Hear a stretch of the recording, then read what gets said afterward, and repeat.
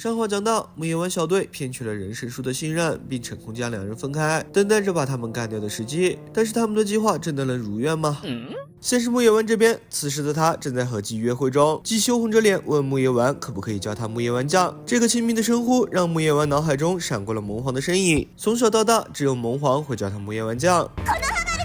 面对姬这个并不算过分的请求，木叶丸本该以任务为先，顺从了姬，但木叶丸却坦率地说出了自己真实的想法，还是别了吧，其实只有一个人可以这样称呼我，你这样叫的话，我浑身都会不自在的，还是叫我木叶丸好了。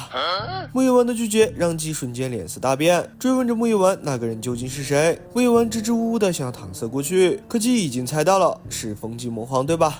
面对姬的质问，木叶丸一言不发，但他慌张的神情依然给出了答案。于是姬疾言厉色的大吼道：“那个女人究竟是你什么人？缘分木叶丸！”这时姬的衣领化作了树枝，夹在了木叶丸头上。看来他对木叶丸是死心了，不愿再当舔狗了。另一边，佐良和四月带着丽打算去和叶土荒古会合，然而叶土却板着脸，散发着不友好的气息。就连一旁戴着眼罩的荒古都能看出叶土有多不爽利。小声提醒着叶土别感情用事，耍小孩子脾气，可叶土却丝毫没有收敛，那蓝眼的杀气让丽也有所察觉。为了确认自己的猜想，丽将沙铁散布在了四周。丽的沙铁拥有感知人情绪的能力，他想看看叶土是否针对他抱有敌意。果不其然，来者不善。不过叶土丝毫不慌，还嘴硬他们忍者向来如此。见气氛有些僵，四月便连忙岔开话题，问起了丽为什么要抓捕博人。丽坦言道，他也不清楚究竟是为什么，只是觉得博人知道太多关于祭魂的事，会对他们不利。听到丽提到了祭魂，佐良的眼睛一转，想到了个好点子。博人之前也提到过祭魂这东西，那要不要用祭魂当诱饵来把博人引诱出来呢？丽一听觉得是个不错的提议，于是把体内的祭魂掏了出来，赤裸裸地弹在了空中，想看看博人到底会不会上钩。叶土一看这是星系的祭魂，是解救星系的关键，于是立马飞奔过去试图抢夺祭魂。可就在叶土快要触碰到祭魂时，他的身体突然被什么给定住了似的，停在了半空中。果然上钩了呢，我就知道事情没那么简单。只见四小只全部被沙铁控在原地，身体没法动弹。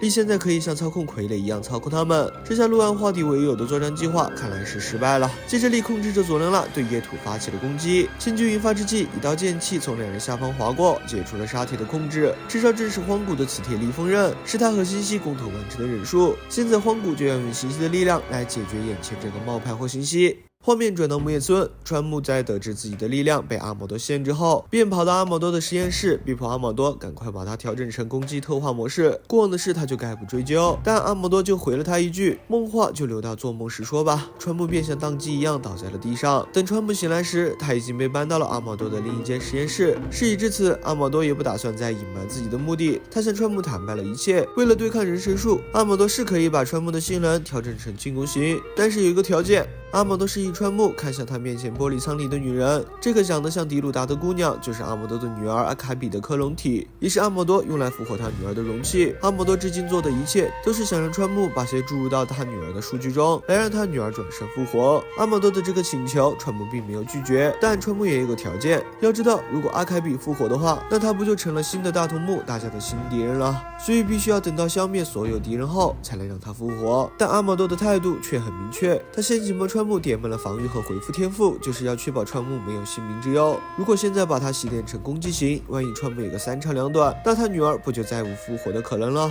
因此阿莫多不同意川木的要求，不过川木却说道：“这还不简单，你把我调整成比敌人还强不就行了？等人神术、考德还有博人全都被我干掉后，我就让你和你的女儿相见。”这是《博人传》漫画第98话的主要内容了。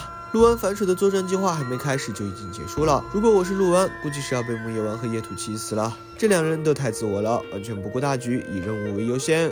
正如我猜测的那样，叶土可能真就喜欢星系。恋爱脑上头沉不住气，搅乱了计划。木叶丸又在恋爱方面太过迟钝，不懂得变通哄女孩子高兴，人家发直球他都接不住。但凡换个油嘴滑头的渣男来，怕是早就拿下计，甚至更进一步了吧？说个笑话，木叶丸其实只比鸣人小4岁，现在鸣人的孩子都16岁了，木叶丸和萌皇的感情却还是没什么实质性的进展。他真的该好好跟他叔叔阿斯玛学一学了。不过站在读者的角度，陆安计划的破灭就意味着双方终于要打起来了。同时值得高兴的是，川木终于要增强了。从青年片开篇吃瘪到现在的他，终于要等来他的外挂了。大家也来猜猜，哪个挡不弹会成为川木升级后的第一个电教师呢？好了，本期视频就到这里啦，点个关注，我们下期再见，拜拜。